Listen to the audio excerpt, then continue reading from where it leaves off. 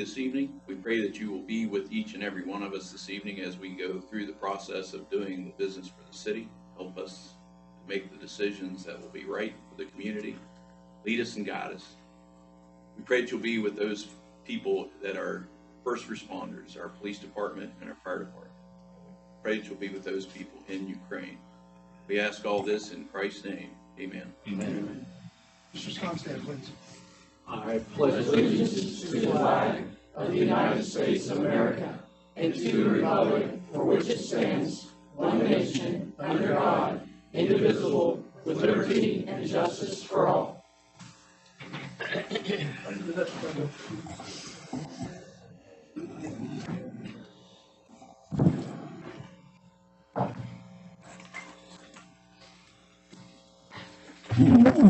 Before we get started this evening, we're going to do a presentation.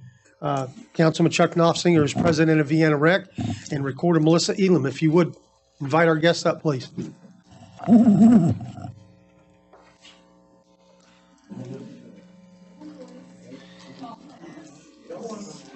This evening, we are welcoming the Green Team from the middle school division of Vienna Rec basketball. These are 6th, 7th, and 8th graders. It is co-ed, but we didn't have a girl on our team. So it was just the guys. And this team went 11-0. Wow. They were perfect on the season and perfect through the tournament. They all got a whole lot better throughout the season. It was exciting to watch them. And they had great coaches, too. So, yeah, we enjoyed having you as a coach. Would you like to say anything? Melissa. Thank you. Oh. I spoke at the tournament. Bring you the microphone. It's too late. Okay, go ahead. It's hard to coach a group of kids that don't go in the same grade level just because everybody is at a different skill set and everybody, I mean, we have kids from different schools. I mean, the majority are from Jackson, but there are kids from different schools. So it's hard to build that camaraderie, but these kids stepped up beyond belief. I mean, this is the best group of kids I've ever coached athletically-wise. I don't see why any of these kids don't have a future with their high school teams, their next middle school teams, because they impressed the heck out of me. I mean, it was beyond reproach how they attacked the season. I'm proud of every single one of them. Good job. Thanks. All right, and we have certificates of achievement that we'd like to hand out. John Johnson.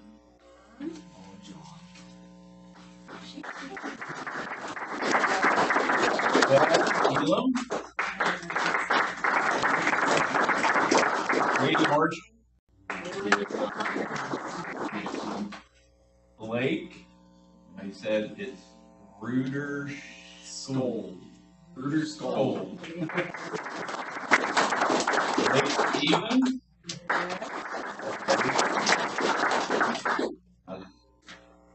Isaac Stevens. Jacob Thomas. Ware. Coach Cody Ruder School. And Coach Kyle Hockenberry.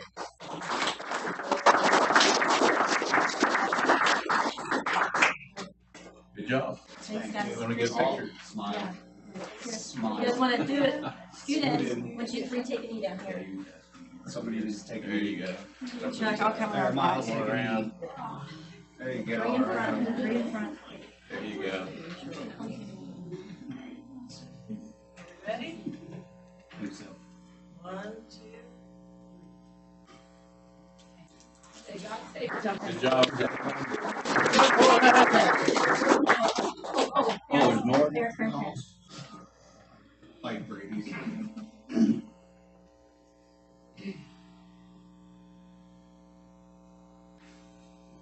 All right, now we're good. All right. Hey, Jazz, why don't you stay up here for just a minute? Roger. Roger Connolly.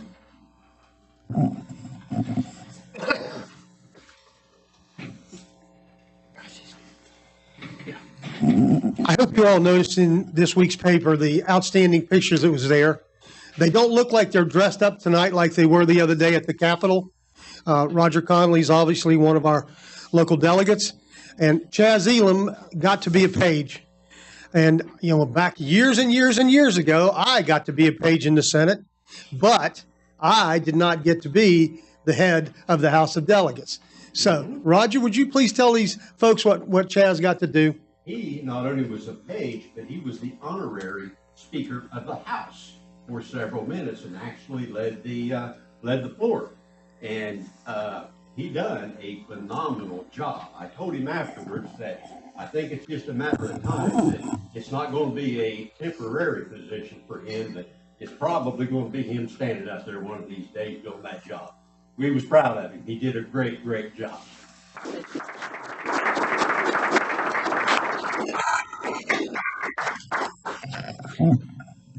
All right, here we go. I'd like to call to order this regular special session of the Vienna City Council for March the 17th, 2022. Let the record reflect that I've taken roll, that all members of council are present. Mr. Leach is joining us by phone this evening, and so having a quorum, we will proceed. We've had one person sign up this evening to speak at the public forum, Alice Goodwin.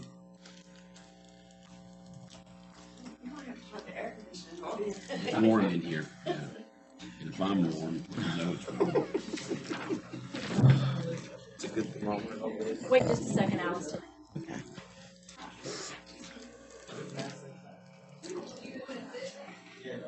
Hey, buddy. Hey, try to walk safely, okay?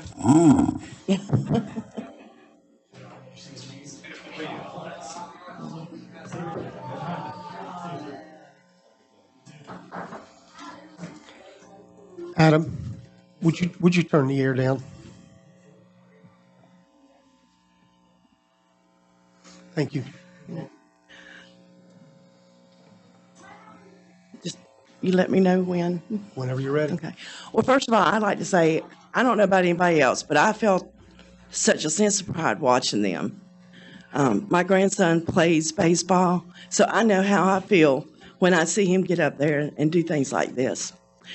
But tonight, I just wanted to kind of cover just two things. One has to do with the raises for the city employees. I, for one, I'm not in favor of the department heads really getting that much of a raise. I think they're pretty well compensated for on their yearly raises of what they make now. The city employees or the hourly employees have requested a $2 an hour raise. And if I understand correctly, they already get a 35-cent longevity raise. And to me, when you ask for a $2 raise, that's $2 in addition to the 35-cent longevity raise, not minus. So the department heads didn't ask for a $1.65 an hour raise.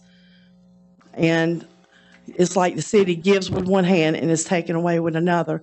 So I would just ask that when the time comes, whatever the council decides to vote on as far as city employee raises are concerned, that the raises actually reflect the actual amount of a raise in addition to the longevity raise, because to me, it makes more sense.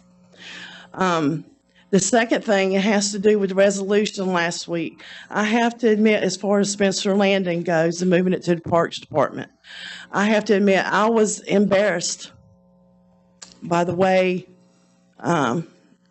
Randy, by the way that you conducted yourself and everything here at this council meeting.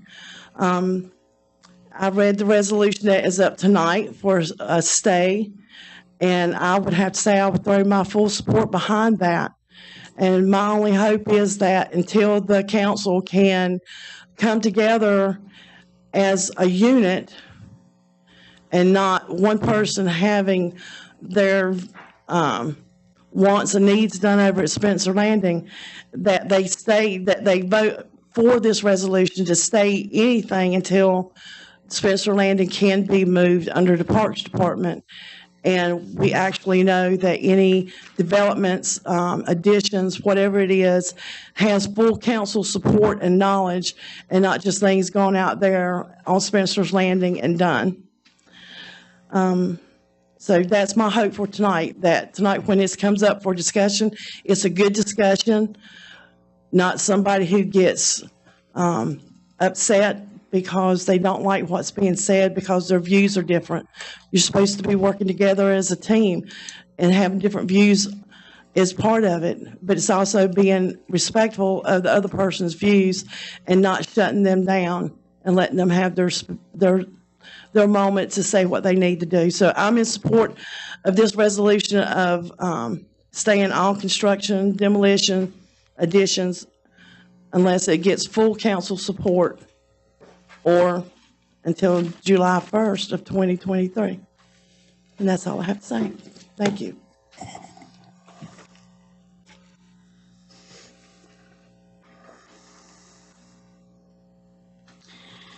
The minutes from the March 10th, 2022 regular council meeting have been printed, posted, and circulated. Are there any corrections to the minutes? If there are no objections, and the minutes will stand approved as posted.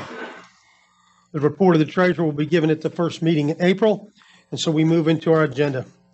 This evening, before we start, I would like to clear up something.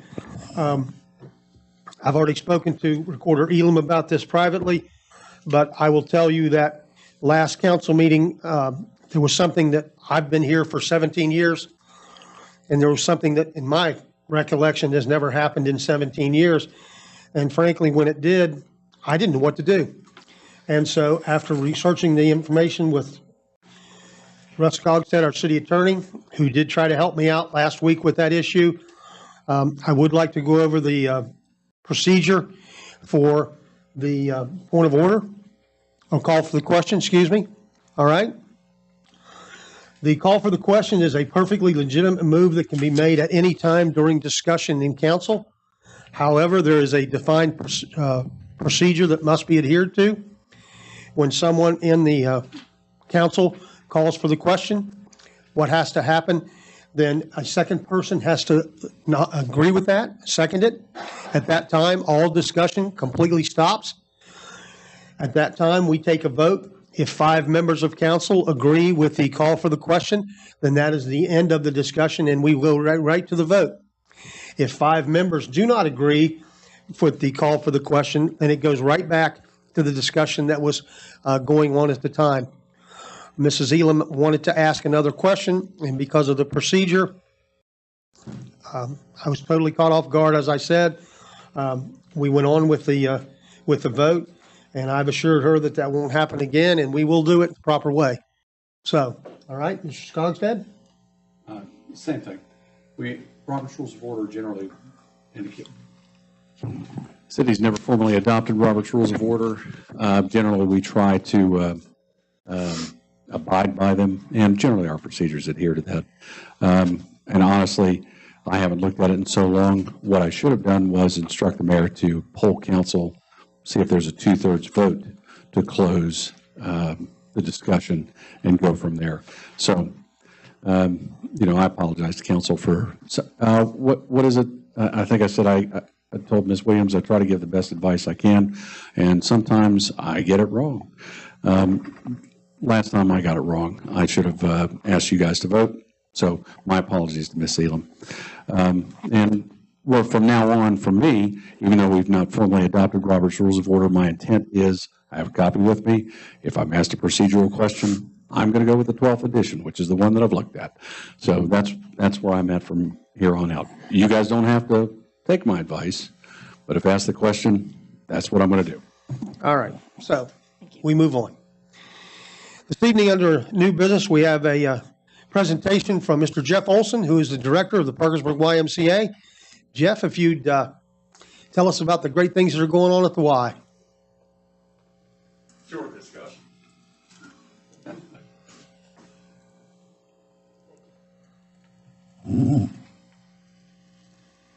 Well, thank you for the opportunity to speak to council this evening. I would have dressed more appropriately, but I asked Chuck to bring me a fresh pair of pants and he forgot, so thanks for that. Straight out of 10 hours at the Y and 2 hours on the tennis court as a PHS tennis coach. So sorry I don't look more professional this evening. Anyway, as Mayor Rapp said, I'm Jeff Olson. I'm the president and CEO of the YMCA, a job that I accepted on November 3rd, 2018. It's brought to my attention that a request was made of council last week, and I was asked to provide some additional information, not only on that request, but on the status of the Y. One of the things that I've been focused on during my tenure is the way we serve our community. Many people think of the YMCA as a gym and swim club. It's really a nonprofit, putting Christian principles into practice through programs that build healthy spirit, mind, and body for all.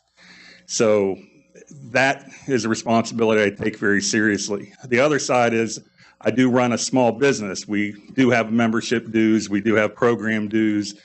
We do ask for money, support from the community, and the community's been very, very generous to us over the years. That income source allows us to better serve our community.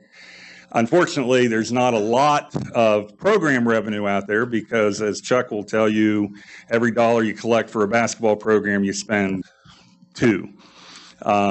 And by the way, I coached Vienna rec sports for years and never got a certificate by the council, so I am a little bit disappointed in that. Sorry, I digress. Since 2018, when I accepted the position, the YMCA really should have lost its charter at that point. We faced overwhelming debt. We had lost the vast majority of programs that we had. The facility was falling down around us.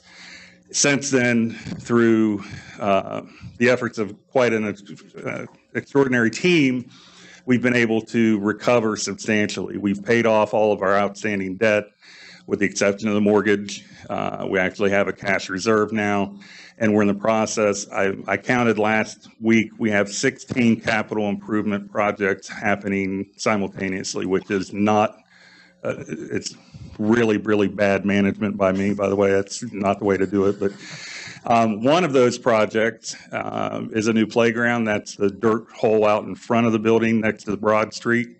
We had to demolish our old playground because we had to replace a retaining wall. We're going to put solar panels on the pool roof to take advantage of solar energy. We have 4 bathroom renovations undergoing that are in various stages. I mean, the list is long. One of those items that you heard about last week is the pool liner. Before I get to the pool liner, I do want to inform you how appreciative I am of the city of Vienna and the sport of the YMCA during our mud run.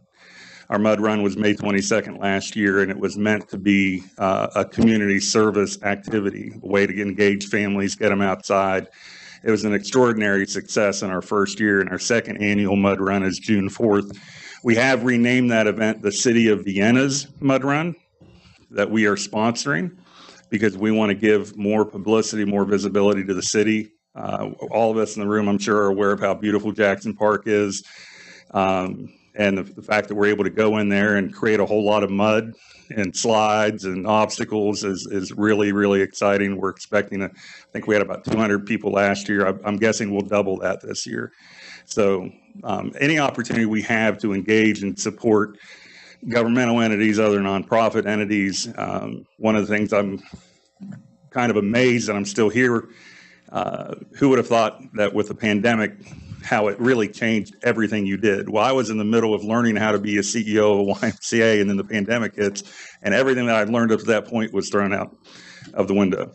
Anyway, I apologize for running on, but the pool liner project, our pool was built in 1969. I do have a trivia question. Does anybody know the year the first YMCA in Parkersburg opened?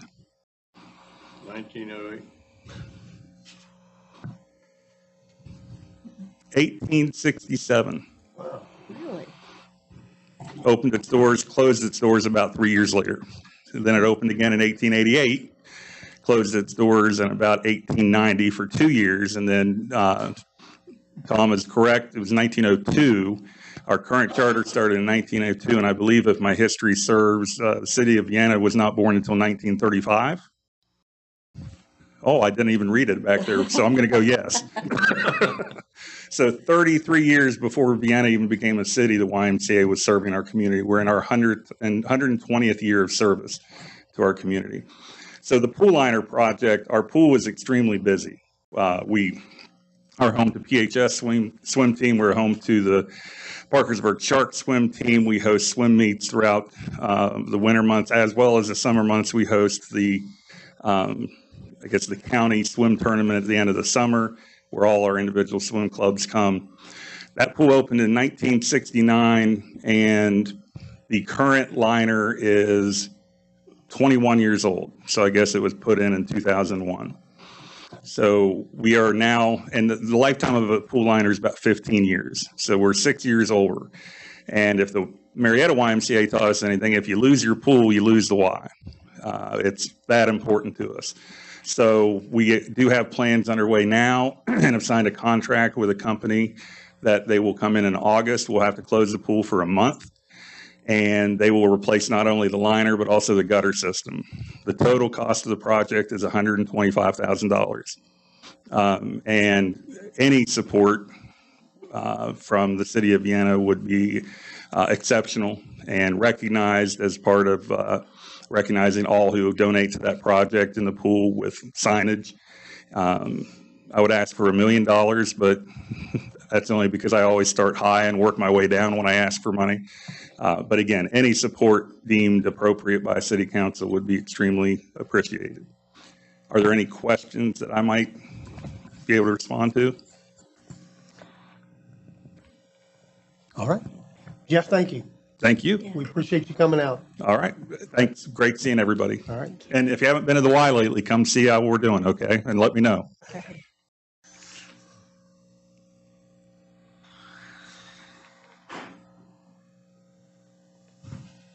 All right.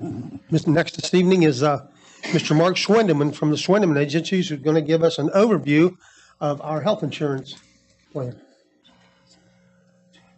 Thank you, Mayor. Folks, appreciate the opportunity to do this once again. If I could, I'll pass out some brochures and I'll put some things up on the screen. I just hand them around this way. Thanks. Thank you.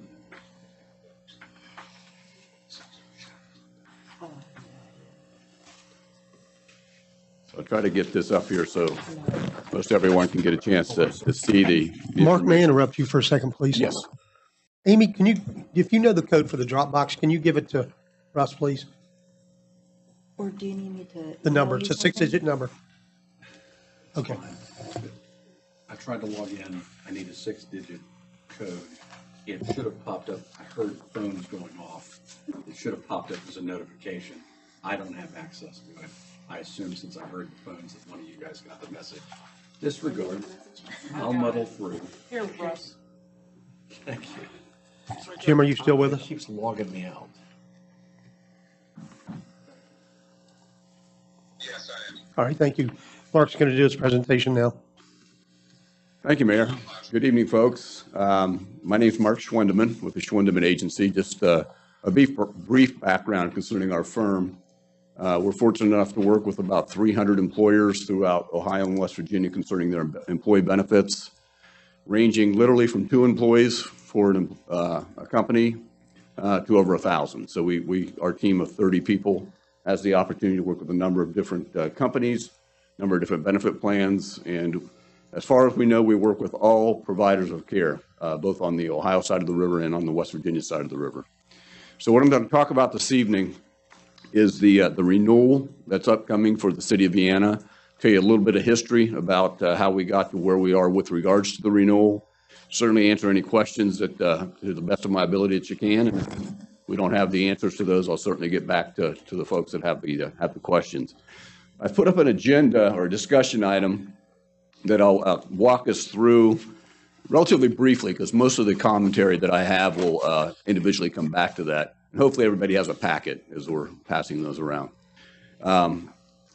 We believe and actually work through what's called a total compensation model.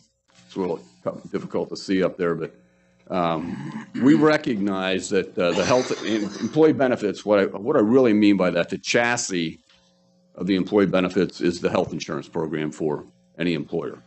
It's the most costly, and probably the biggest and most beneficial benefit that employers can provide for their employees. We recognize, however, that in a total compensation model, there's really three components.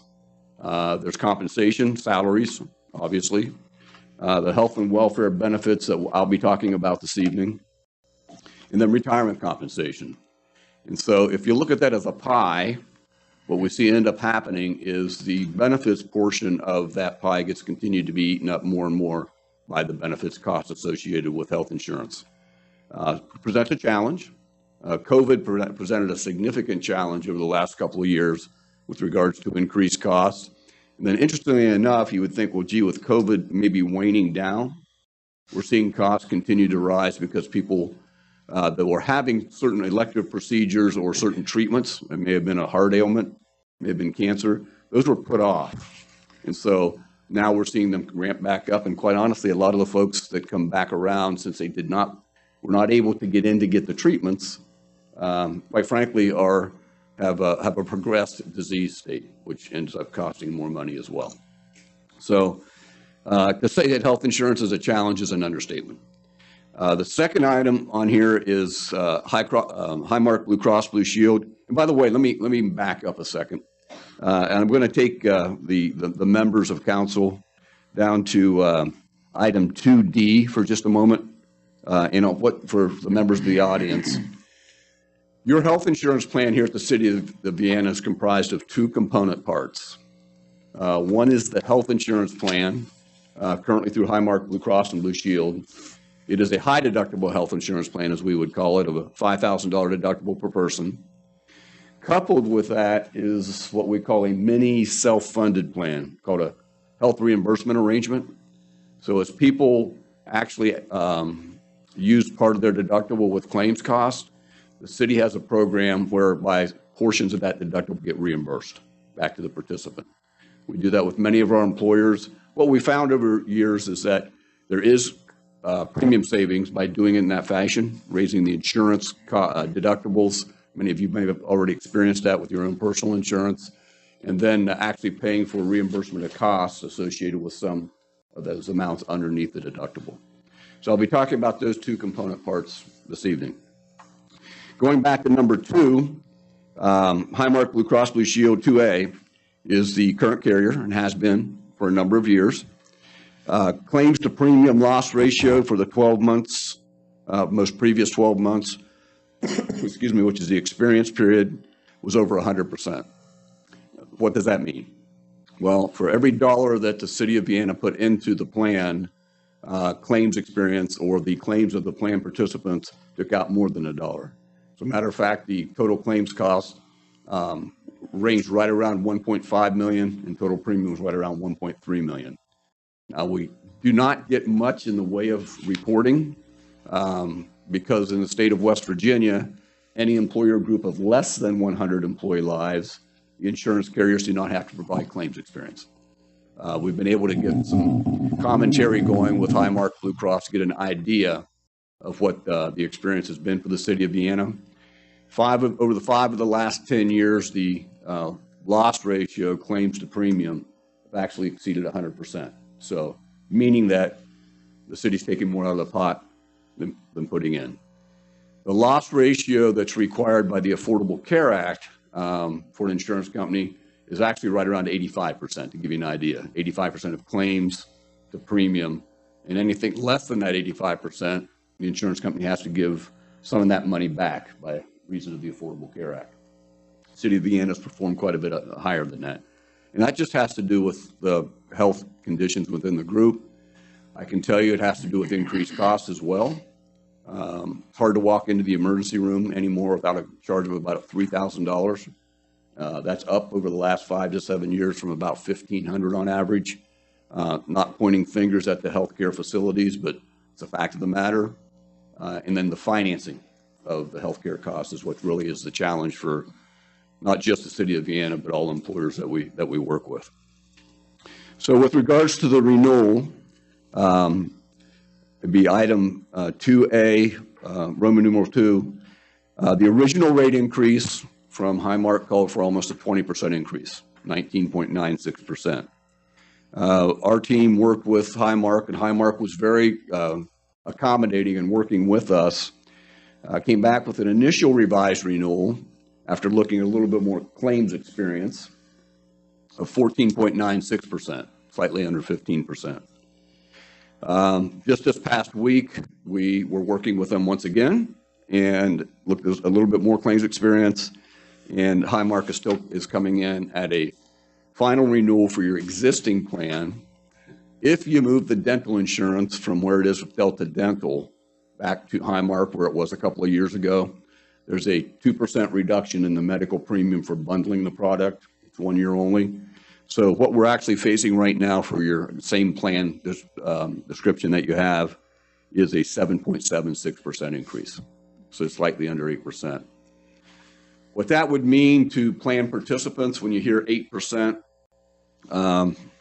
when we looked at the numbers, if you kept your same employer-employee split, for an individual person, it's about $2.45 per pay increase in their cost. Family, it's about $6.50, or closer to $6.25.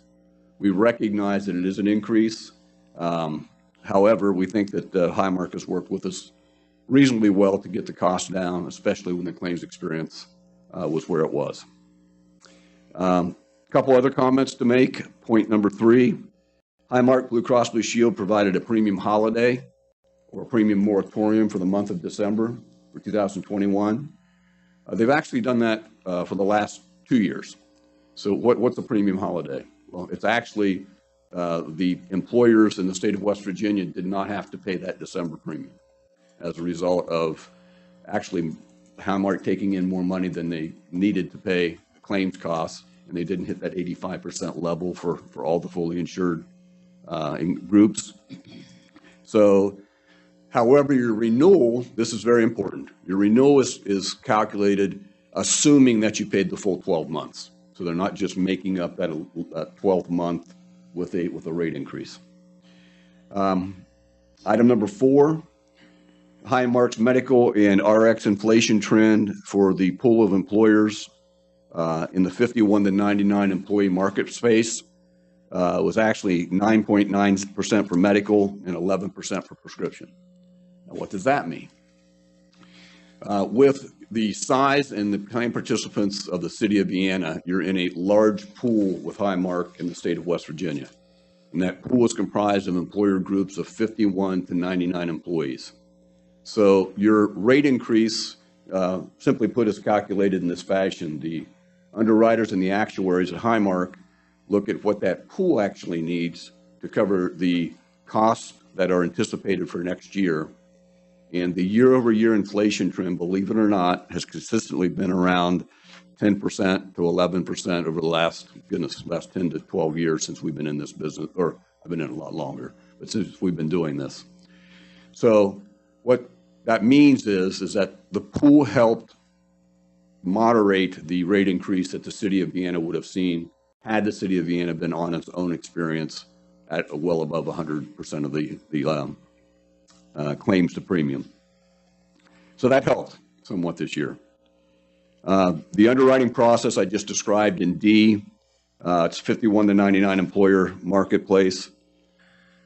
The other thing that's interesting, when we go to carriers, insurance companies that compete in West Virginia or any other place that we do business, in this size group, individuals have to fill out confidential medical questionnaires with regards to their family's health history, medications they're on, those types of things. We do it electronically. It's completely confidential. I will say that the city does a fantastic job of responding to that. It's no fun. I can tell you that. It's no fun. It's like kind of herding cats at times to get people to complete those forms. Everyone completed them in a very timely fashion. Based on the health risk associated with the group, the majority of the carriers just declined to provide a proposal because they felt they could not be competitive with Highmark Blue Cross and Blue Shield at the 20% increase. So that kind of gives us an idea of where and it happens at times. That risk can get better, it can get worse. It just depends on the conditions of the group as a whole. Not any one individual, But the underwriter looks to say, gee, based on these conditions, what do we think we have to charge in order to at least break even and make a profit? So that's how that underwriting process works. The marketing results, including Highmark, we went to 6 different carriers.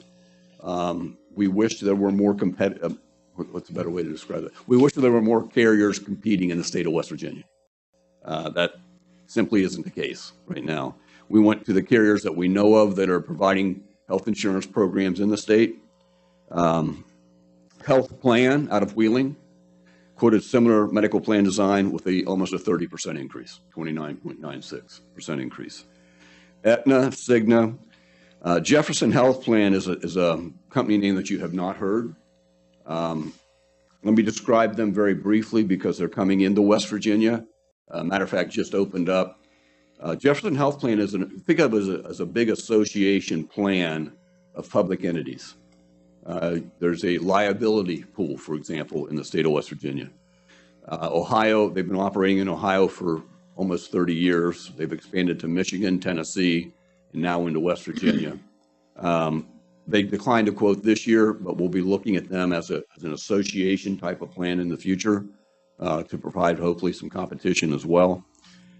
They performed very well for several of our employers in the state of Ohio. United Healthcare has a quote pending. They're behind in their underwriting. Quite honestly, we don't expect anything more competitive than where Highmark is at their renewal. If there is, we'll certainly share that. Actually, what we will do is go back to Highmark and say, look, we have a very competitive plan here with maybe a few plan design differentials. So we would actually work to leverage that down some more with Highmark Blue Cross.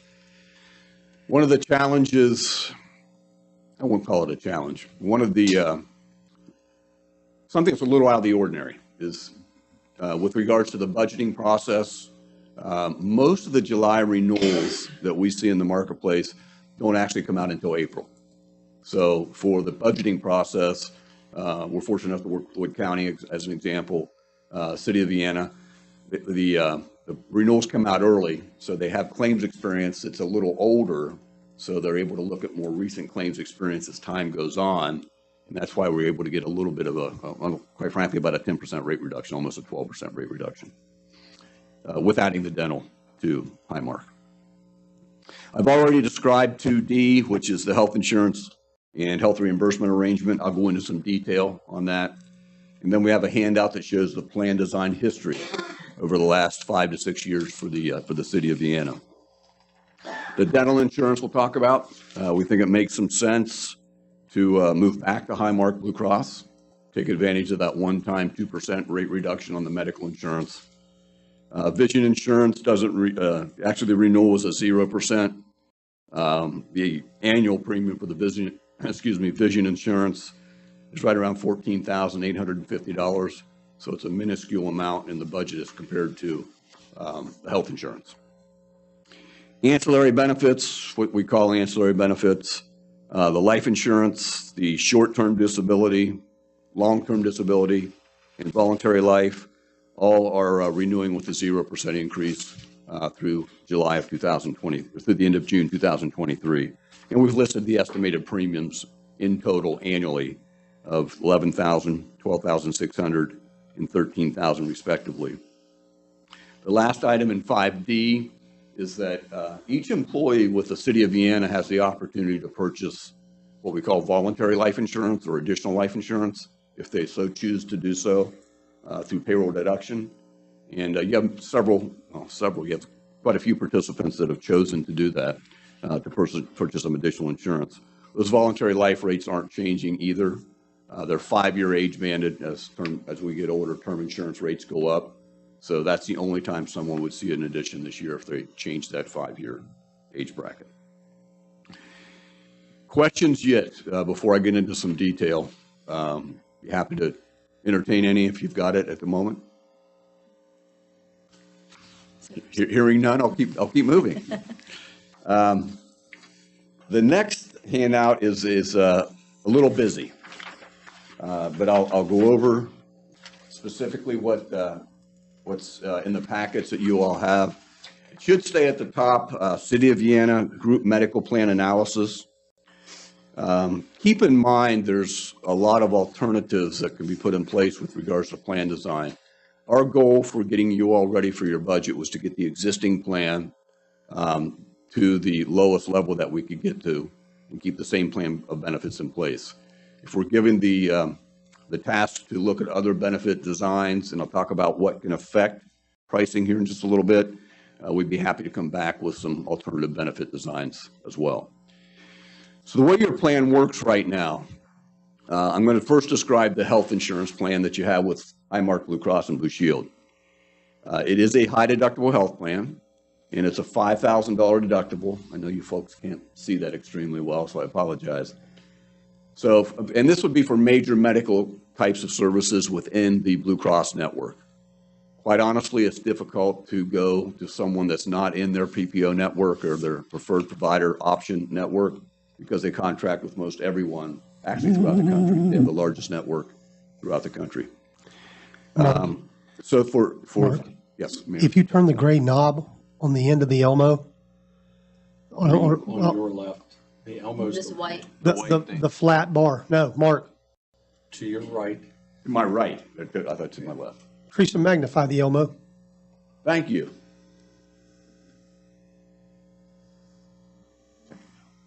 Keep going, keep going.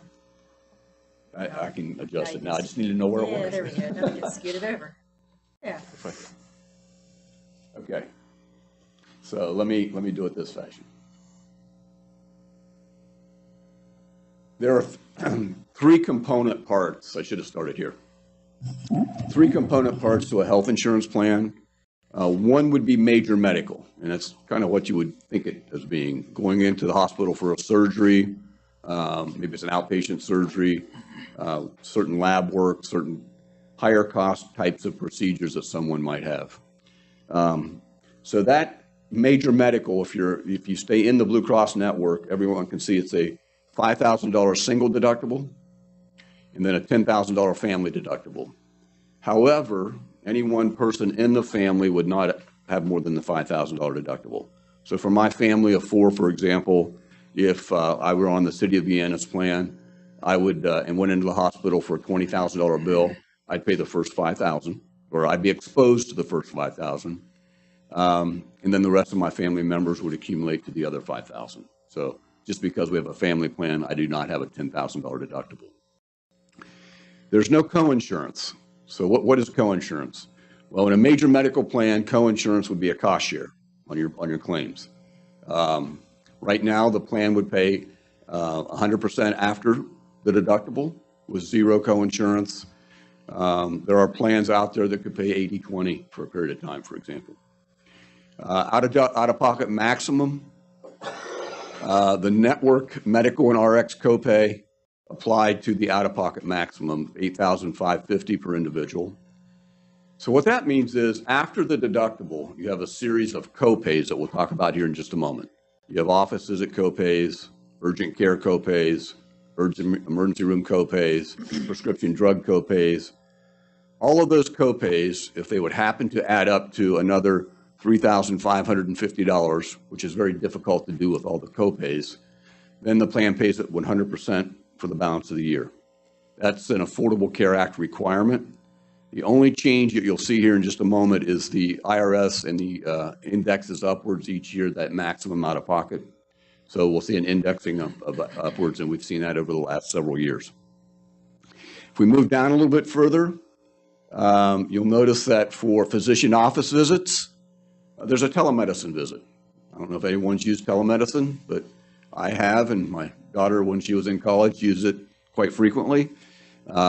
It's a very nice benefit. It's only a $10 copay, but you can have a primary care office visit with a physician over the phone, and that physician can prescribe medication for you to be delivered and sent electronically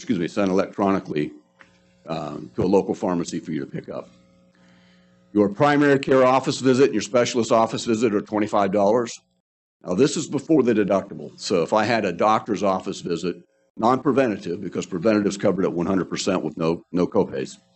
If I had an office visit, I would pay $25 as a copay, and the balance of my office visit would be covered in full. Okay, so I don't have to satisfy my deductible first for that.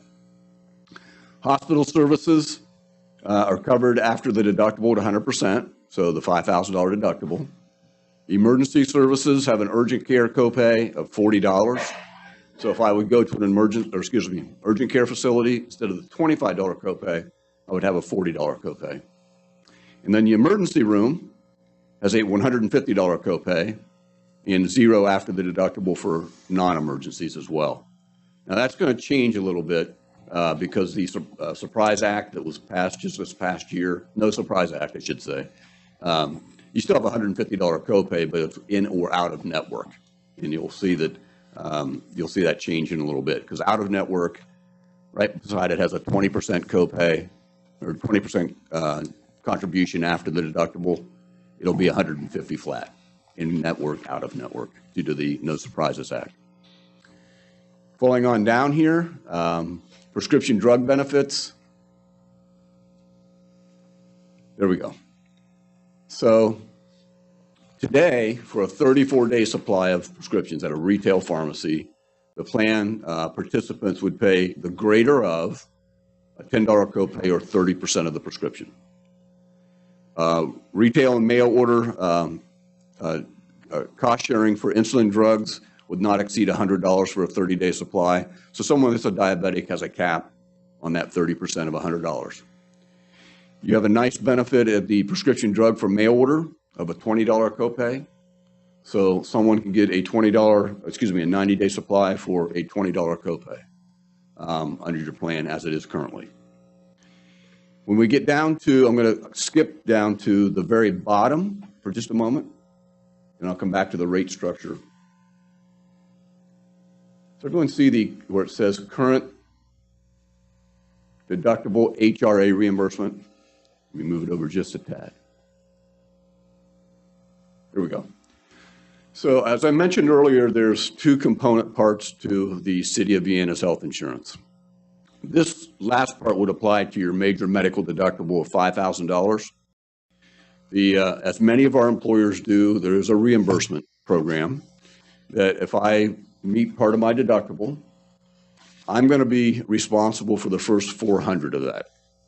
And this was changed a couple of years ago, I believe it was 2 years ago, and actually raised somewhat. The city's going to reimburse through this health reimbursement arrangement the next $3,250, and then I'm on the hook for the last $1,350 of that $5,000 deductible. So my total out of pocket for major medical expenses in network is $1,750. So we have found over the years that this is a more cost-effective way to, rather than insuring that full amount at a $400 deductible with the insurance company, because we're only paying on the reimbursement back to the individual once they've used the deductible. So the two component parts go together in order to provide the total health insurance plan. And that $3,250 is a funding arrangement that the City of Vienna has with the individual plan participants when they actually do use part of their deductible. That's probably the most challenging conversation we'll have this evening. Does anybody have any questions as to how that works, how those two come together? Okay, let me keep going. I'm going to move us back up to the spreadsheet, and I'll get into the rate structure here in just a moment. So what I want to point out is what's in yellow.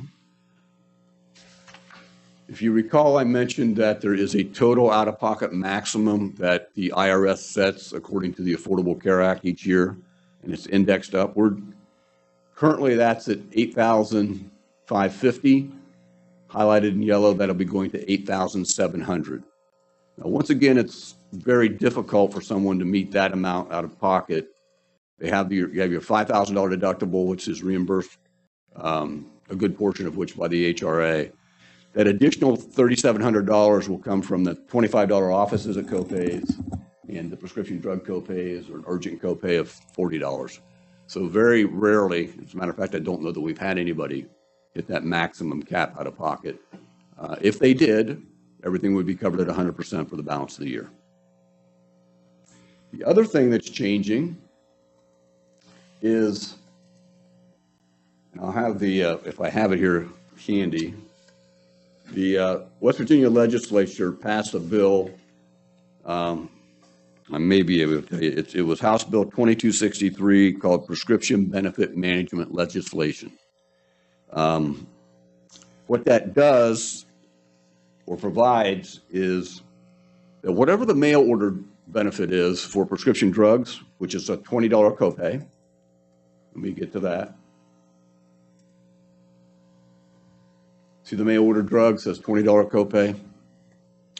That for any prescription drugs over the 34-day supply with this new legislation is individual plan participants have to be able to go to a local retail pharmacy and get the same quantity of prescription up to the 90 days for the same as the mail order copay. Today, they could only get 34 as a maximum at a retail pharmacy for a $10 copay or 30%, which is ever greater. With this new legislation, if I were doing mail order and I decided, gee, I want to go to my local pharmacist, I could get a 90-day supply for $20 at my local pharmacist. Anticipation will be that we'll see a slight increase in claims cost, typically, because of that. Not always, but typically mail order drug prices are a little less than retail prices. And the other thing that's happened with this legislation is local pharmacies will be able to, they always charge a dispensing fee. And typically that's been around $2. So every time you went into the pharmacy, bought your drug, there was a $2 dispensing fee that went to the pharmacy. That, with this legislation, has been raised to an allowance of $10. So now whether all pharmacies go to that level, who knows? But we expect this particular piece of legislation to tick up the claims cost somewhat on the pharmaceutical side. It'll be a convenience factor, I think, for a lot of folks, and quite frankly, supports local business. And I imagine that's why this was passed at the state legislature. Not saying it's a bad thing, just letting you know that it's an option now, and probably see a slight uptick in claims, but it does support local business. So I guess that's the trade-off for it. So what you'll see then in this yellow box here is a long explanation in a short area. There we go. So what will happen now with renewal? This was passed in 2021, enacted for renewals in 2022. So this will come into play as of July 1, whereby on a 34-day supply, same provision. Member pays a 30% coinsurance or 10% minimum, whichever is greater. For a 35 to 90-day supply, again, cost sharing for insulin-related drugs for diabetics will not exceed $100 for a 30-day supply. Specialty drugs are limited to a 34-day supply. But for a 35 to 90-day supply, individuals, as stated here in the red, will be able to purchase up to a 90-day supply for the $20 copay at the retail pharmacy. So that's just the two changes in plan design that you'll see is the uptick due to the IRS requirement to increase the out-of-pocket maximum for the Affordable Care Act legislation, and then this benefit that was passed last year by the West Virginia legislature. Once again, it's just it's a change in benefit. There's pluses and the minus might be that your claims experience could tick up a little bit if the costs associated with prescription drugs go up. I'm going to keep going. Is there questions on that change with regards to the plan design? Or are there questions, I should say? Hearing none, I'll keep going. Pricing wise, let me get this straight here if I can. Your current, you'll notice, let me get it over a little further, move this information out of the way for just a moment. Currently, when we took the last snapshot of your census information, you had 24 employee-only contracts on the plan, 15 employee spouses, 7 employee and 1 child, 5 employee plus children, multiple children, single parent, perhaps multiple children, and 19 full families. Monthly premiums in total This is not the council's portion. This is just what would be billed by Highmark to the council, of which the participants pay a portion of it. Council pays the majority of it. The single premium was $856.79. The employee spouse was $1,923.49.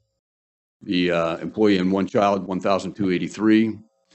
And then the employee plus children and the family rate with Highmark is the same price, $2,178.81 for either the employee plus multiple children or the full family rate.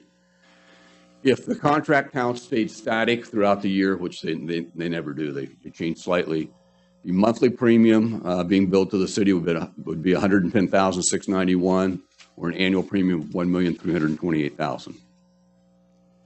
Going to the, and so comparing that to what we believe where your claims experience was about $1.5 million this year through a conversation that we had, and not the actual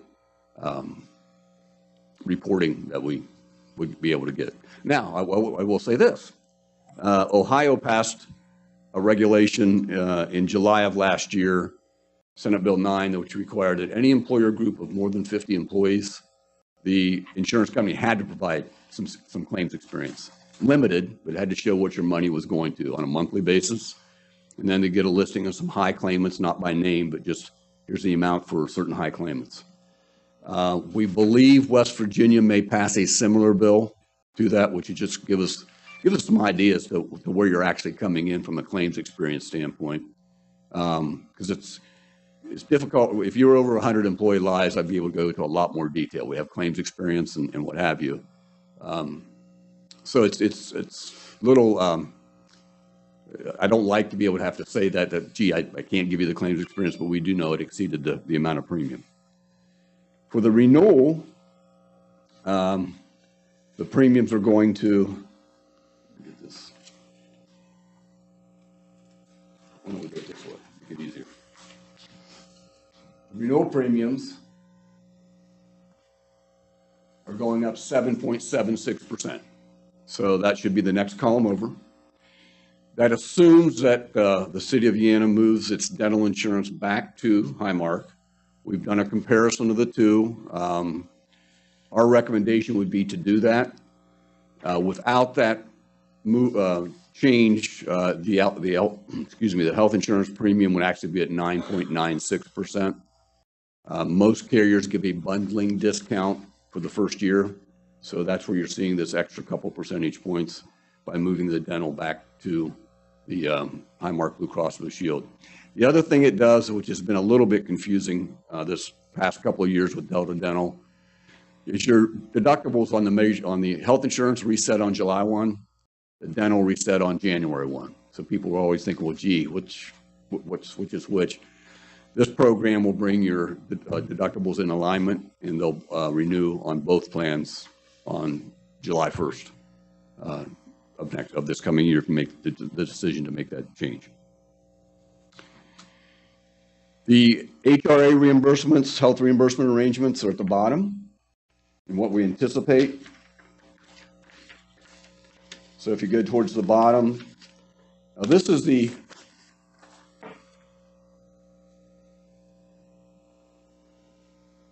okay, so I'm going to start all the way over here. So from 7/1 of 21, July 1st, 2021 through February 1st of 2022, of the people that have met portions of their deductible or all of that $5,000 deductible, the city of Vienna reimbursed $119,615. So if we annualize that, that takes it to the next row over, $205,064. Probably won't see quite that much as an annualization because the majority of folks would already have met their deductible probably through the year. But it's hard to tell what that number is going to come in at. It just depends on the number of people that actually have major medical expenses and how much of that deductible they actually use. So we've used that same number for as an estimate for this coming year. So what that actually does is it comes in with a $205,000 roughly reimbursement estimate. So total charge then as compared to the year before including that same dollar amount if it comes in, which it won't. It'll be different in some fashion, either higher or lower a little bit. Not much, though. Your overall increase is 6.72% for the plan design that's currently in place with the two changes that I mentioned, the IRS indexing of the out-of-pocket maximum, and then the $20 copay allowance for retail pharmacies up to a 90-day supply. What that means, quite frankly, to, I think I stated this earlier, to the individual that's contributing is about a $2.45 increase on their pay every 2 weeks. For a single, and a family is about 6.25. I think I did mention that earlier. So that gives you kind of an indication of, if you keep things the same, what the effect is on the participant. The effect on the cities you're picking up by the majority of that increase, which is a $103,000 increase on the premium. So there's a current cost share of Ymca 92.8%, 92 and 8. So 92% of 103 is roughly $80-some thousand, or $103,000 increase. So, questions there?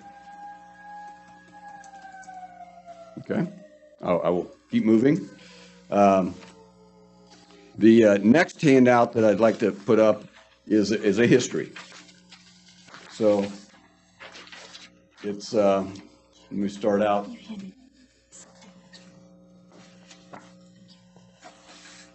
Let me get this straight here.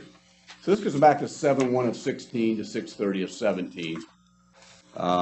We were actually fortunate enough to begin working with the city of Vienna, I believe, back in 2008. So quite some time. And what you'll see as you go across are just a year-over-year plan design changes and rate increases. And I do want to point out, if we take it all the way out to 2022 or actually 2023 with this renewal, what's interesting to take a look at, you made some modifications to the plan designs over time, but you've also actually increased the health reimbursement arrangement. And then 1 year, I believe it was last year. No, actually it was in 2020 that you increased the deductible in the health insurance reimbursement arrangement. But what I'd like to point out is what's happened with the original renewals and then the final renewal. So in 2016 to 17, there was an 8.5% decrease. That was with no plan design. I can tell you this, we very rarely ever see rate decreases in health insurance, simply because of the cost fluctuation and the increases. Next year wasn't so good. The initial rate increase started at 31.6, and we were able to negotiate it with Highmark's help. And actually, we had a little bit of competition that year to 23.43.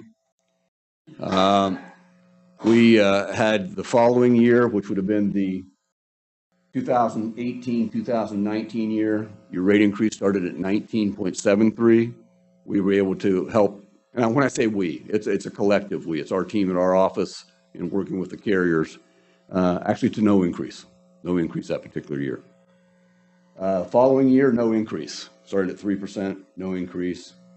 The year 2020 to 2021, the original increase was 15%, ended up at 2.22%.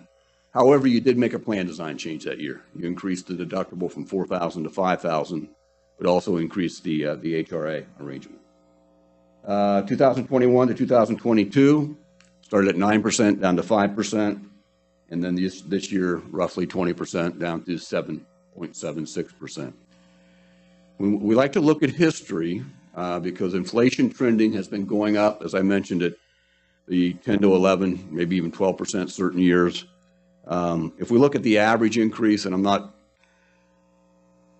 trying to reduce the significance of having a 7.7% increase, but you've averaged well in low single digits for the last 5 years of overall increase, and quite frankly, have kept a benefit design that I think has been palatable for your plan participants, especially when we look at the total compensation package.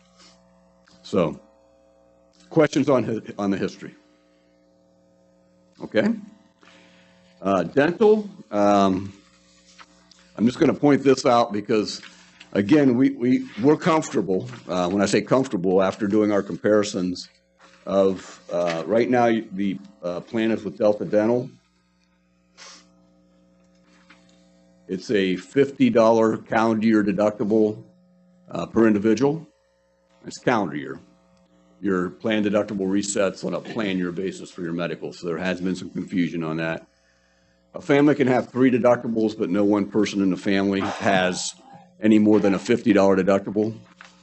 There is no deductible, and preventive care is covered at 100%. So your 6-month cleanings, whatever happens during those, are covered at 100%. Your basic services, which would be fillings, things such as that, are covered at 80% after the deductible. Major services might be crowns, bridges are covered at 50%. Orthodontic services are covered at 50%. There is a lifetime maximum on orthodontia of $1,000. Now, I recognize that doesn't come close to covering orthodontia. We had 2 kids in braces at the same time, believe me, I understand that.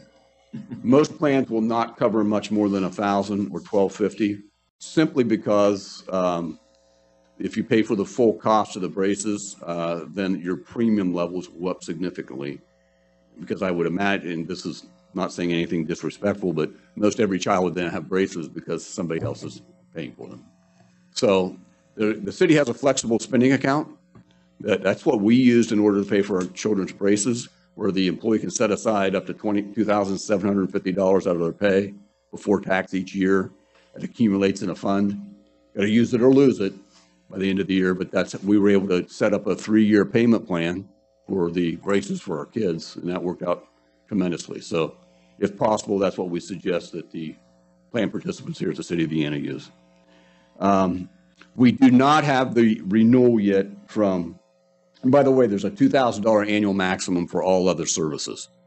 And that's what we've asked, except for certain providers within the Delta Dental Network. We asked Highmark to provide a $2,000 annual maximum for all their benefits. You'll notice at the bottom, when we get into the rate structure, the current rates with Delta Dental are listed. The $27.34, $53.96, and $78.33. We expect their renewal in mid-April. That's the earliest that they are doing their 7/1 renewal, so we expect a rate increase. Highmark is coming in at a 14% increase over Delta Dental. You may say, well, why would we want to do that? Well, when we did the math, if you look at just go up here a little bit higher. Everyone see that $5,850 difference? If Delta Dental didn't take a rate increase, then the difference in total annual premium between Highmark and Delta Dental would be $5,850. Council splits that with the plan participants on a 50-50 basis, Amy. So the increase in the dental, even if Delta Dental didn't take an increase, which we don't expect, we expect an increase, the savings of that 2% on the medical far outweighs the slight dental increase that we're seeing. So to summarize, and I probably outstayed my welcome, for the existing plan, you're coming in under what we call trend. That was helped by the pool and some negotiating with Highmark and looking at additional claims experience at 7.76%. And what I mean by trend, if you came in at a 10 or 11%, that was the average increase for the pool. Starting out, you were higher than that because your claims experience individually as compared to the rest of the pool wasn't as good as the average experience for the pool. So at the end of the day, with your existing plan, we feel that you have a reasonable renewal based on what Highmark's come out with. We feel that the other carriers, since they declined to quote based on the original increase, based on the health conditions within the group, and the fact that health plan came in at close to 30%, tells us that Highmark has come in with a fair renewal. And we would suggest, if council's comfortable with it, to move the dental over to Highmark at the renewal. And I'll entertain any questions that someone might have. Before we get to that, Mark, Amy, is there anything you want to add to Mark's presentation? He's definitely the expert. I have plugged the numbers reimbursement to all of those budget documents that we received, so. Okay, all right, Mark, back to you then, please. Okay, well, thank you all. We sincerely appreciate the relationship with the city of Vienna. We've enjoyed it now for, I guess it'll be 14 years. So our team does a great job. I'm the one that gets to deliver the message. They do all the work. So it's kind of like the guy gets to play the piano. So, but we thank you for the relationship, and we certainly look forward to many more years as well.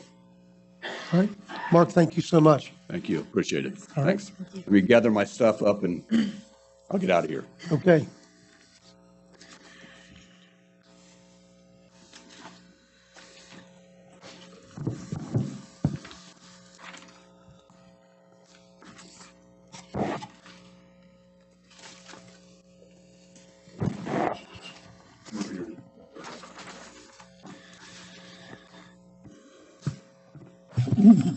Jim, we're going to move into the resolutions part of our agenda now. Can you still hear me? I can. All right, thank you. Before we get into the resolution, I'd like to make you all aware of something that happened today. It's my sad duty to tell you all that today, one of the members of the Gold Star family that's down there, one of our honored veterans, passed away, Mr. Junior Ray Lynch, who was 96 years old, a Vienna resident. Passed away, and it's a sad deal because his wife, who was 95, passed away 2 days ago. And so we now have one member left of the men that are listed on the Gold Star Memorial that is still alive. That is Lieutenant Colonel Rick Robb, and so, or Colonel Rick Robb, excuse me. And so, anyway, but I hope you all had an opportunity to meet Junior Ray. He came to every veterans program we had. He was more than happy to talk to you. He wrote a book about the Nuremberg trials and all of his efforts there, and he's just an outstanding veteran and a great person. So I'm sorry to report that to you all today, but anyway, we will miss him. With that, we'll move on to the third item on our agenda this evening, and that is a resolution staying further construction or demolition projects or activity on Spencer's Landing. I'll read the resolution as written. It's a resolution staying further construction or demolition projects or activity on Spencer's Landing. Be it resolved by the Common Council of the City of Vienna that it hereby stays in any additional construction or demolition projects or activity on Spencer's Landing unless and until further action is taken by council or until July the 1st, 2023, whichever is sooner. It is not the intent of this resolution to prohibit the public from continuing to use Spencer's Landing for recreational purposes or activity, nor to prevent the Public Works Department from maintaining said property as it has with respect to mowing and general maintenance. I'll entertain a motion for the approval of the resolution staying further construction or demolition projects or activity on Spencer's Landing. So moved. Second. It's been moved and seconded that we approve the resolution staying further construction or demolition projects or activity on Spencer's Landing. Is there any discussion? I'm just curious, what will this do for us? I mean, I'm having a trouble grasping what the intent of the resolution is. I mean, I see with the intent, but the cause of the resolution. It won't help a bit, Roger. None. I can tell you, and I think Jim may want to concur on some of this. For the past 6 years, we have worked very diligently down there to perform every job that was required by the state remediation. We've went through an entire Brownsfield program. You know, it's interesting. I don't understand, I guess, all of the hubbub that's written in this thing about additional projects or demolition or anything, because in the entire time that we've had this, other than the remediation projects, which we were required to do by the state, and the preparations that we were attempting to get started on to make the kayak launch a reality, the only two things that have happened on that piece of property down there was, one was the installation of the book walk, which the Vienna Public Library paid for. the actual boxes that the book is contained in actually belong to the library.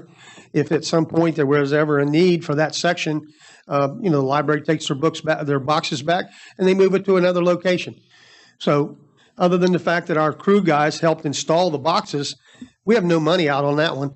And the other one is the Gold Star Memorial. And the Gold Star Memorial was paid for by donations from the community and other groups. And so, we have money invested in the landscaping and some of the concrete work. But for the most part, that is one of the signature things that the city of Vienna has. And so when I look at the money that's been spent and the projects that have been done, I do not understand what all this is about. There are two things that are left to be done now that I'm aware of. That one is we need to backfill the dirt over where the trees were removed so that we can maintain that area and not create a swampy area. And the second thing is we have to make sure that the oil line that runs over in that corner, which goes all the way from Minibel, I believe clear up to the Parkersburg Country Club, is covered by sufficient dirt, because we absolutely do not want a break in that line that runs from the oil company storage tanks all along that river. And so those are the two things that we have to get done. And because of the weather, we haven't done either one of them, but both of those projects will be completed by our public works guys utilizing the dirt out of the park, which we would hope to remove anyway to build a new baseball field. And so, I guess I just don't understand what it is. It's a beautiful place. I went down there yesterday and ate lunch. It was absolutely great. The view is phenomenal. I always love to get down there and watch the tugboats go up and down the river. And so, to answer your question, Roger, I'm sorry. I think things are fine just the way they are. And, there has not been any development, demolition, whatever, other than what was required by the state to meet the terms of the remediation program and the removal of the trees, which was to benefit the kayak launch. And so, my opinion, my vote on this is going to be a no. And I hope that you all feel the same way I do. Go first. All right. I can appreciate the fact, and I'm glad that the story walk was paid for by the library. The Gold Star Memorial, was paid for through other ways, and it's not about how much things cost. It's about the fact that we have this great opportunity to develop this area, and it has nothing to do with intentions. People can have great intentions like, oh, this would look really good down there, and oh, you're going to pay for it? Okay, great, sure, you can put it down there. And that could continue to happen. There can be great people with great ideas that want to utilize that area. But what we do not have is any way to manage, maybe, the projects.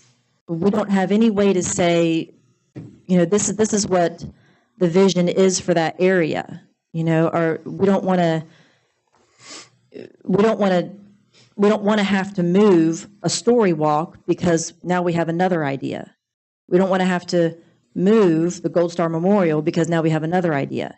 And if 5 more things show up down there over the next few years, we don't want to have to move those things because the thing we really wanted to do is going to happen. So, in my opinion, it is more about being able to regulate, maybe that's the better word for it, rather than manage, but regulate what does happen down there. And that this body, as the authority, would be the ones that give the go-ahead. So that if somebody in the community wants to do a project and they want to put it down there, then they come here to these people and present. But at the same time, this group is also going to be tasked with having an overall agreement and vision on what's going to happen down there. And it will happen in phases. It's not all going to happen at once. But I don't want personally to have any regret about what we put down there. Not that anything would be a bad thing. Again, it's more about what if we fill it up with all these little things that aren't connected and don't have anything to do with each other, and maybe accessibility is an issue, and it's like, well, what kind of free space do we have now? What do you want to put it there? And I don't want to see us squander maybe a real opportunity to have a well-designed space down there. And so I believe this resolution helps this council regulate what happens down there. Mayor, if I might, I have just a comment. Mr. Leach, if you would. So, Wait, 1 second. the story walk. 1 second. These are small amenities that maybe help increase the appeal. Right now, they're not intended, designed to be permanent. Any significant, call improvement, Spencer's Landing is certainly going to require a budget consideration. With respect to the removal of the trees to get that area, exposed and graded to where it needs to be, I agreed with what was said last week. That was a gnarly mess of scrub trees that allowed, it's just, so the bottom line, and I'm not going to belabor this, is that I think all this resolution does is hinder the ability of our departments, currently the Public Works Department, to do the things they're tasked to do on a daily basis, no different than digging up the sewer line, taking care of, immediate maintenance needs. Nothing is of any consequence is going to happen down there without council action anyway, requiring, budget. We've got the master plan in works. I don't see the story walk again being anything more than a small amenity to help improve the attractiveness of the site as it is now, funded by the library. So I think this is just a hindrance to the operations of the city. It's an administrative task. Doesn't require management or even micromanagement of council for them to just simply maintain the property. And so for those reasons, I would also oppose this resolution. Kim? I agree with Mrs. Elam. I don't understand the hesitation of just notifying council that we're going to put an amenity down there, whether it's a story walk. There's a mini library down there. When the trees were removed, I was at the council meeting on October 8th, 2020, when the flap grant was originally discussed. And there was a map presented that showed the roadway and the entrance to the kayak launch would be in front of those trees. And the map was discussed, and it was stated at that time that there would be no great impact to that northwest portion of the property. So there was no contemplation that the trees would be removed. We had a master plan that was being developed, and we couldn't wait for that master plan to come back and be presented before the trees were removed. And maybe there was a good reason the trees were removed. Maybe they are scrub trees. I can't say, but it's very hard as a member of this council when you have members of the public who contact you. They're very upset about trees being removed or story walks put in or many libraries. Not that those are a bad thing, but there is no conversation about it.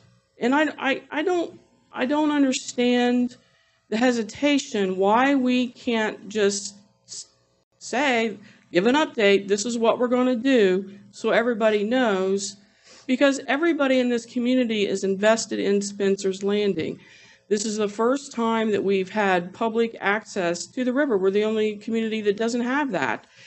And until we purchased that Manville property. So I don't get why there's such a fight to this point to be just for a little notification.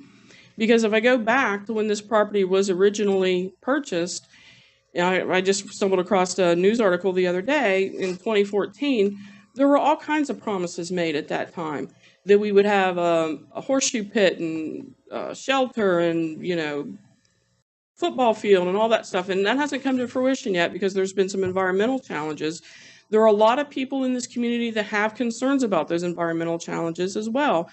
And so just out of respect for our community, it would be nice that we would be notified that there's going to be some kind of a change down there.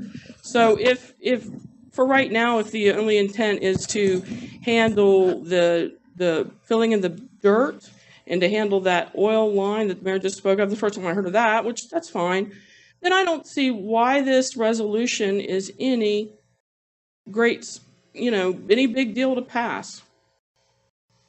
Thank you. Yes, sir. Mr. Bibby.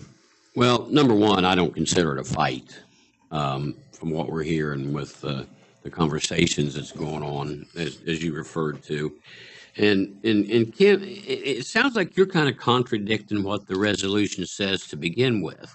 And here's why. The resolution says a stay until further action is taken in council or until July 1 of 2023. You're referring to as a little notification. So I just want to make sure that I'm clear that during this time, if this resolution would pass, is it saying between now and July 1 of 23 that anything that would come up relative to that site would be brought back to council? Or does this resolution shut out everything until July 1 of 23? That goes for council. That's Mr. the way I'm reading it. The intent of the resolution and how I thought it read was anything other than maintenance, the current type of maintenance that's going on would be stayed, period. If you're going to make changes, then the only way that you would be able to make changes with the resolution in place is with council's approval. So, a resolution is a resolution. It's one reading. It's not very binding. It's not, it's an easy thing. I don't think that that's prohibitive at all. Any further discussion? I also don't, I was going to mention, Mr. Leach mentioned it being a hindrance to the Public Works Department and what they're doing down there. And it's not. It doesn't hinder anything. They'll continue to maintain it. They'll continue to do the two projects that you just mentioned.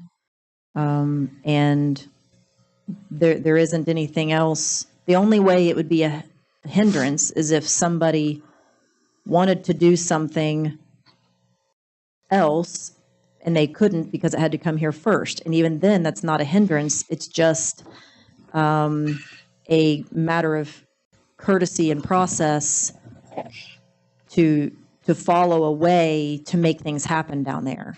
If it's a great idea and we all love it, it'll happen. It doesn't mean nothing will happen down there. It just means this body is the one that is A, aware of it, and B, approves it. So there could be several things that happen over the course of the next year because people bring awesome ideas to us and we make it happen. So it doesn't mean that nothing will happen. It simply means it gets council's approval before it does, outside of the maintenance and the work that's being done now. Any further discussion? Then I'll call for the question. We're voting on the resolution stating further construction or demolition projects or activity on Spencer's Landing.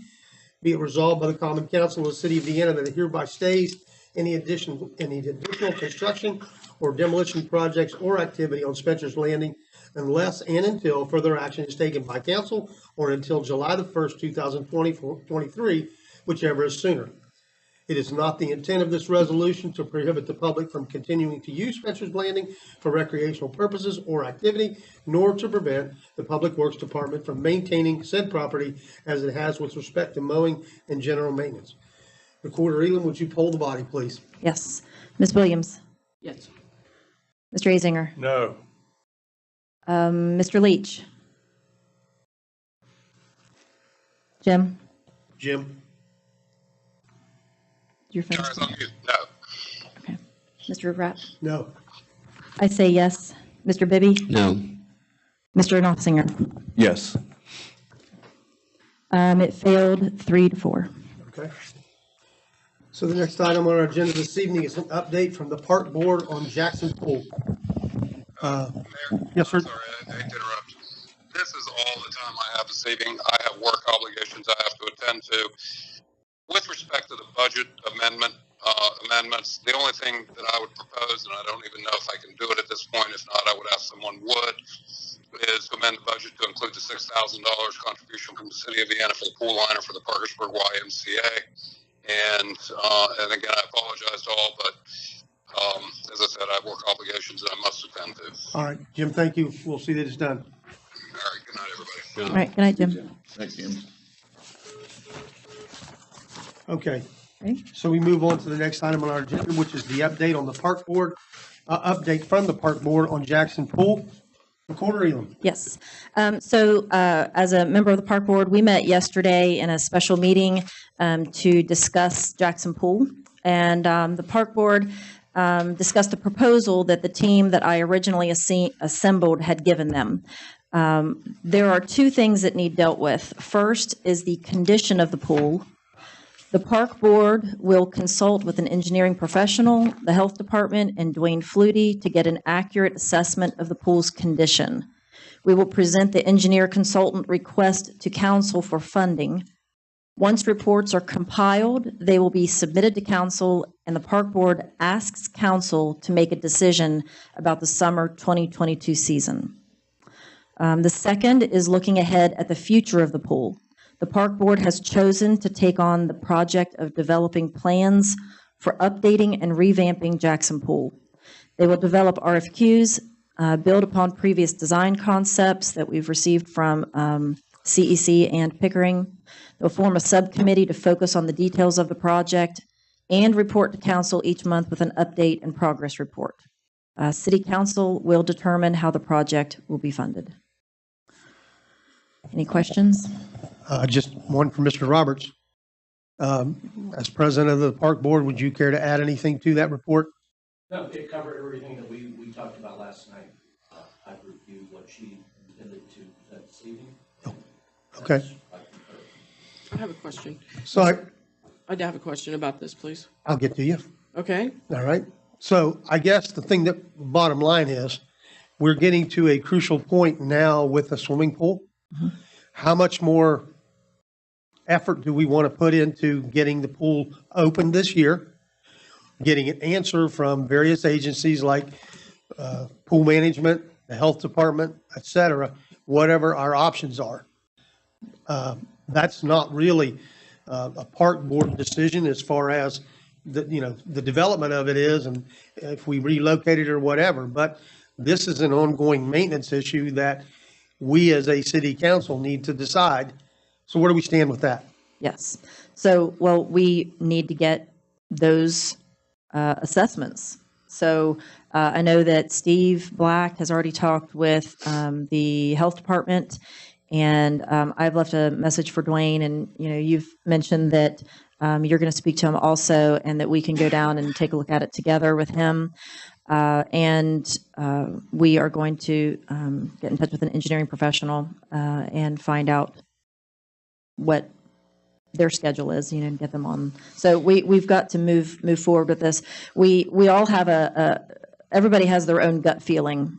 Some are on one side and some are on the other, and we believe it's necessary to get professional advice and professional assessments on this, so that then council can decide. We already know that there are some repairs that need to be done, and council will need to decide whether or not those things should be done before the season. If those things are too much, are we going to be laying concrete and then digging it up again later? There are a lot of decisions there, but the Park Board does not believe that that is their decision to make. That is something that council should be making. And so that is, they're prepared to submit those reports to council so that council can make their own decision about it. So in reviewing the inspection sheet from the health department for last year's pool inspection, the inspector noted just a very few items. One was the fact that the baby pool was not going to be in service. I don't believe that would cause an issue this year. It would just stay out of service and, lock the gate. The second item that was noted was deteriorating deck around the pool. That obviously is still a major concern because some of those holes have now gotten to the point where it's not safe. The third item that was listed was a rusted bar on the diving board. I'm not positive if that was repaired. I will verify that for sure. If it has been repaired, then that's no longer an issue. But if it was an issue, then the thing to be done would be to take that diving board out of service. All right. The issue that I have is the fact that, we're running out of time now because the lifeguards are all going to be assigned to other pools in our area, or they're going to get other jobs because there's lots of jobs out there and lifeguards are not easy to get.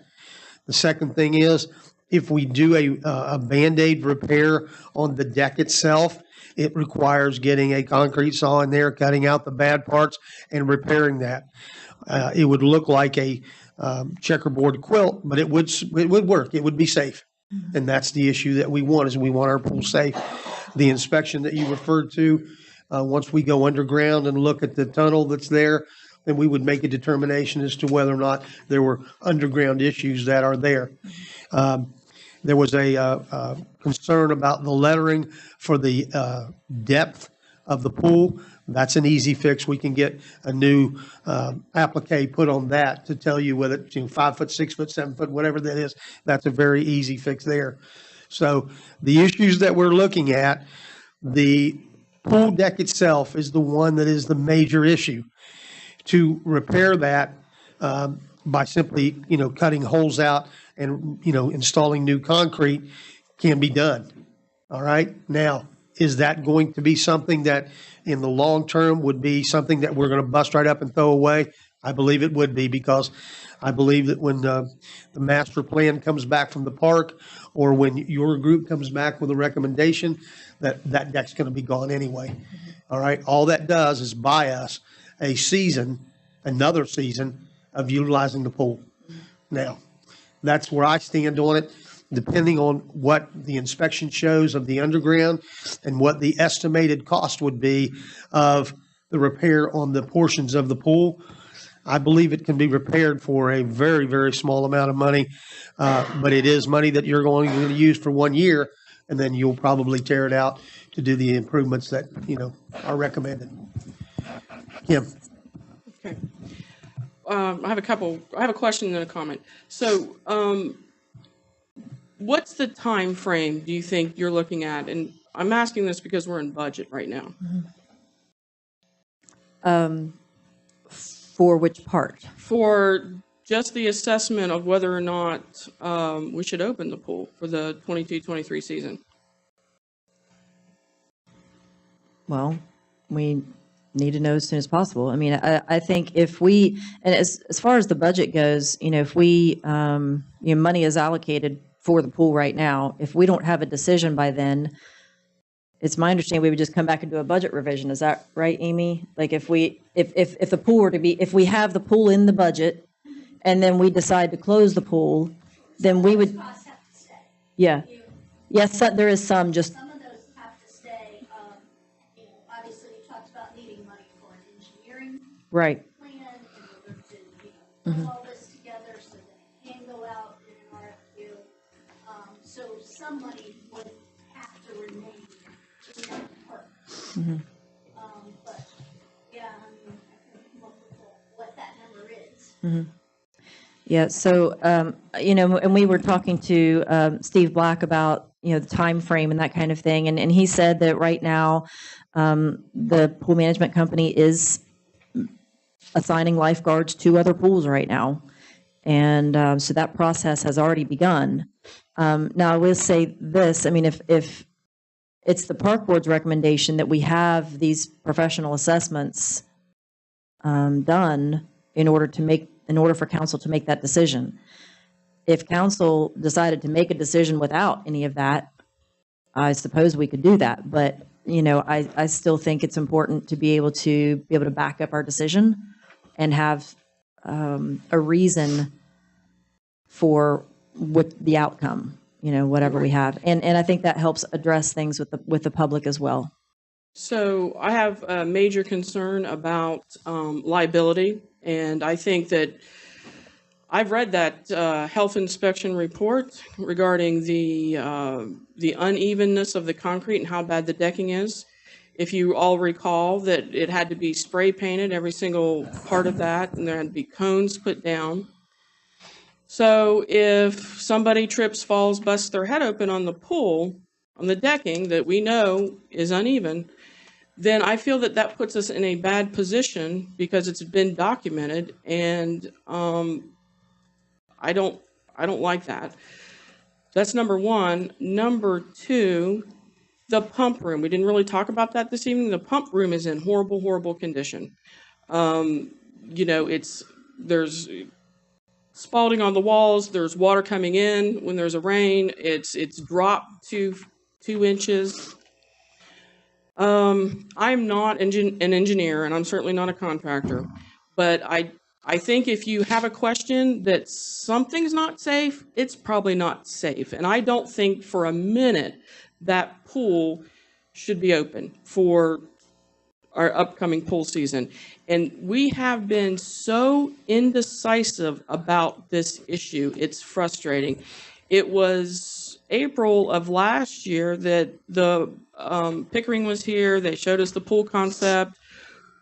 We could have started moving on improvements then, but we didn't. And here we are in the middle of budget at the end of March or the middle of March, and we still don't know what we're doing. I mean, I think, and I did go to the park board meeting last night, and I certainly respected the work that they're doing, and I am beyond appreciative that they want to take this on because this is a huge undertaking, and they're going to be able to do things that us as a council aren't going to be able to do because they're going to be able to get in the weeds and tease everything out and dig everything out. And so that has a great value to us. But their comment was also made that they didn't feel that they were the ones who needed to make the decision whether the pool should be closed. And I agree with that. This body can decide whether or not we want to open the pool or not. That's our job. And one last comment I will make about, I just thought about it, about the concrete. It was also made, the Parks Director had mentioned last night regarding the diving boards, that the concrete's really so unstable, the diving boards will not be going up because of, it's just not safe. So once again, it's not safe, it's not safe, it's not safe. And I think that we just need to move. And I would hope that, I'm not saying that we shouldn't have somebody look at it, but I hope at this point that by next week, we could have a resolution back on the agenda and let's make a decision. The answer to one of you, I'll get right to you, Thomas, quick, just one. The concrete that you refer to, as far as the unevenness goes, if we would do the temporary repairs, the Band-Aid repairs to those, there would be no unelevated parts. It would be smooth. There would be no tripping hazards, none. Well, Okay, so that's not an issue. The filter room, all of that, yes, that is absolutely on its last leg, and there is absolutely no question that thing has to be replaced. But it would last another season. It's only 2.5 months. Personally, I would not feel comfortable having our employees down in that pump room. It is extremely dangerous. And every year we put money into this pool, we put another Band-Aid on it. And that's what you're trying to do this year. This indecisiveness has put us exactly where we are. Mr. Azinger. I was up there yesterday and. Tom, you want to speak in your mic, please? I'm sorry. The potential liability up there is horrendous. Absolutely. And if some kid tripped and had a concussion, then they might own the city of Vienna. And that pump room, I didn't even get down there. I mean, there's a 4-inch pipe going across one of the steps, and I think we ought to close it for the summer, get it redid, and about next year open it up with a really, really nice facility. And I think some people will be mad, but I think once they see what they get in the end, it would be certainly the way to go. And the Band-Aids are going to cost some money. I don't know how much. No question. Okay. We just need some direction here. Okay. That's the deal. I move we close the pool for the season. We can't do it. It's not on the agenda. Can't do it tonight, Tom. I have a question about that because I knew that was going to be the answer. So I actually went to the West Virginia Ethics and looked that up today. It's not on the agenda, Kim. We're not going to take a vote on it tonight. I'll finish my comment, please. That's right. Because agendas must give reasonable notice to the public of what issues will be discussed. We have a reasonable notice. Update Park Board Jackson Pool. We had a resolution that was tabled last week, okay? And so they give an example in here of something that wouldn't be sufficient, something such as, quote, filling a position of office manager would be sufficient, okay? Vague language such as old business, new business, that's not sufficient. I think we met the challenge. I think we could, if we wanted to move this evening, do exactly that. And I'll refer back to October 8th of 2020. I mentioned that earlier, the night of the FLAP grant. That evening, what was on the agenda was discussion FLAP grant. There was no resolution, no nothing that anything was, it was just discussion FLAP grant. And then the council moved to allow the FLAP grant to be applied for. And it was voted on and it passed unanimously. So I don't understand why we can't do that this evening. I believe that the pool is a very passionate issue. I think there are a lot of people in town that are going to be upset. And I believe that if we notice it on our agenda that we are going to have a resolution closing the swimming pool, that I think that is fair for the public. Okay? We did that last week, right? Exactly. We had the resolution on there last week, and nobody knew that we were going to table it until we got here, and we didn't have anybody here. No, I'm sorry. I'll reach out to the Ethics Commission and get an answer for you, and I'll let you know. Well, but I'm not going to. I'm not going to take. Well, we're going to be here next week, right? Yes, we're going to be here next week. It's a week. I agree, and I have no issues or no problems, and I appreciate the work that the park board's doing, and I think they're headed down the right path. But it's time we make a decision. We have got to make a decision. We talked about, here it is the middle of March, the pool would open in June. You've got several issues, meeting the requirements of the health department, and all the other things. And then something I don't know if everyone's familiar about in the Mid-Ohio Valley right now is availability of contractors. Because that's getting to be, as I understand, that's getting to be a tough, a tough decision, and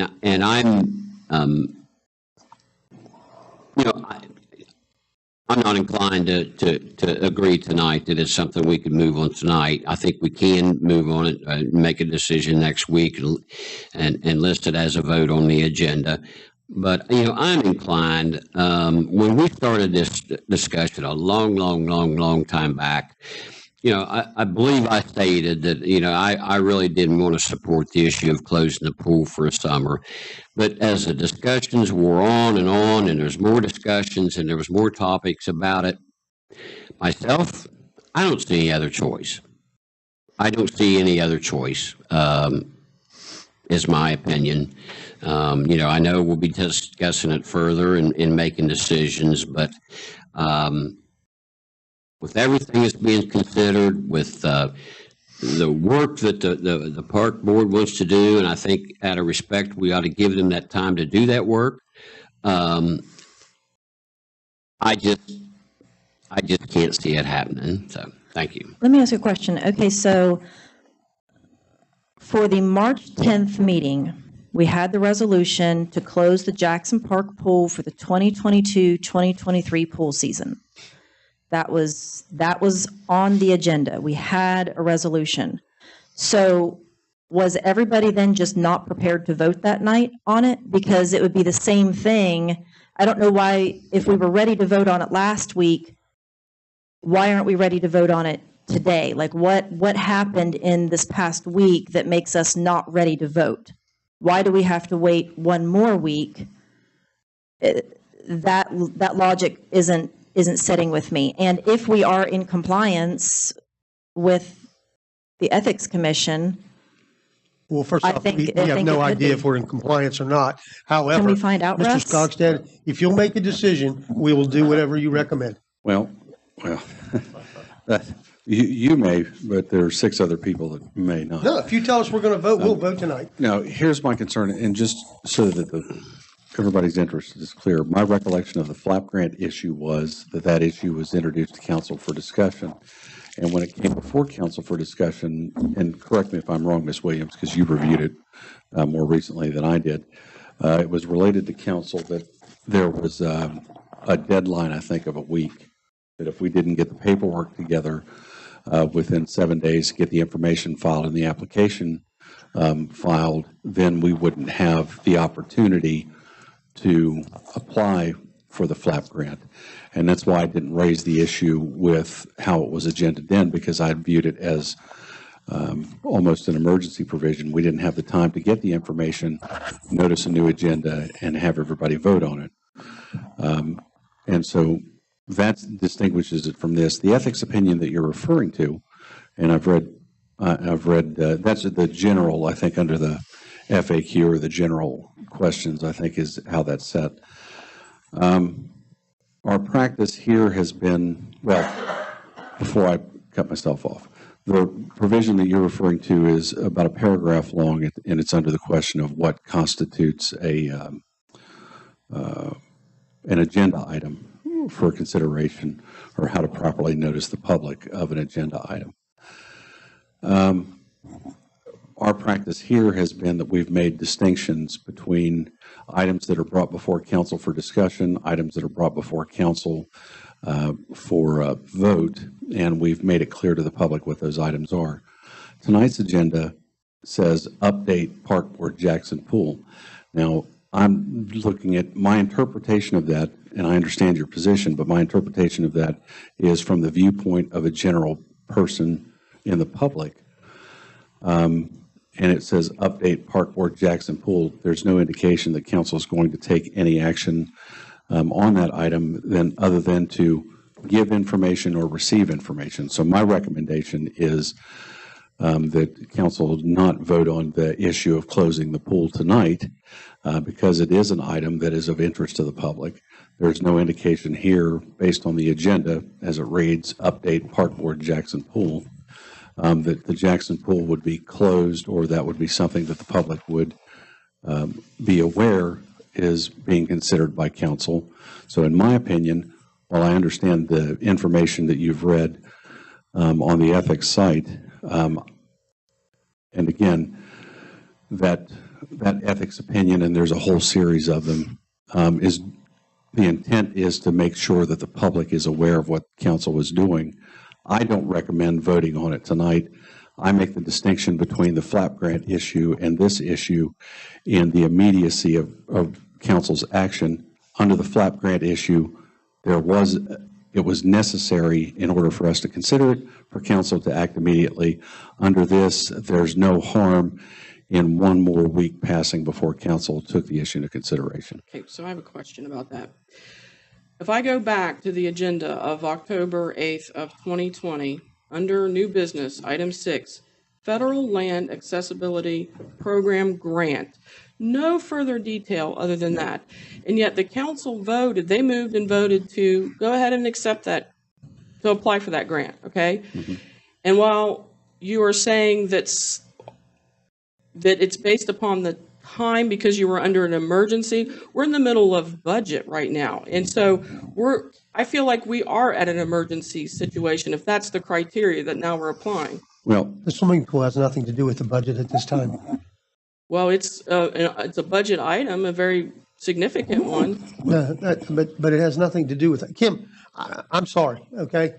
I don't care. Whatever Russ, if Russ says we vote, we vote. I don't care. I just like to know what the rules are because they seem to move quite frequently. Well, and I've tried to address that issue in the past by,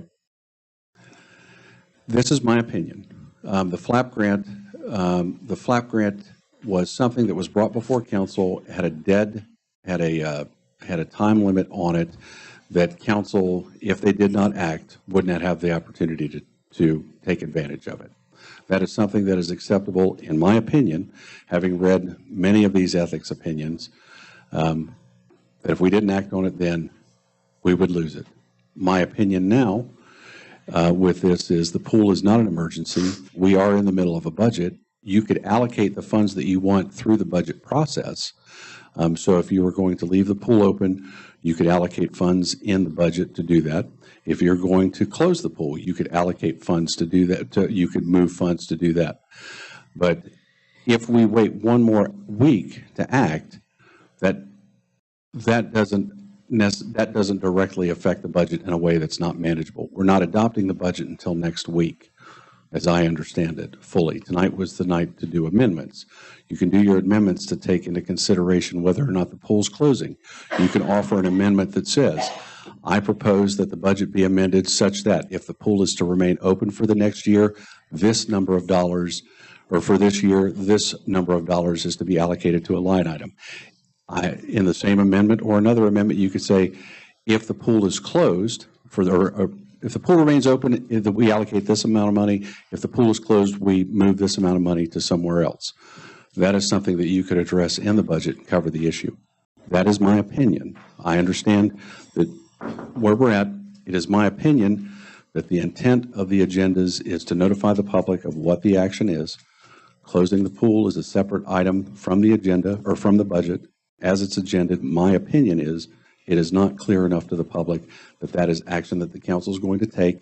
If council waits another week, they're not going to lose anything with the pool remaining open or the pool being closed.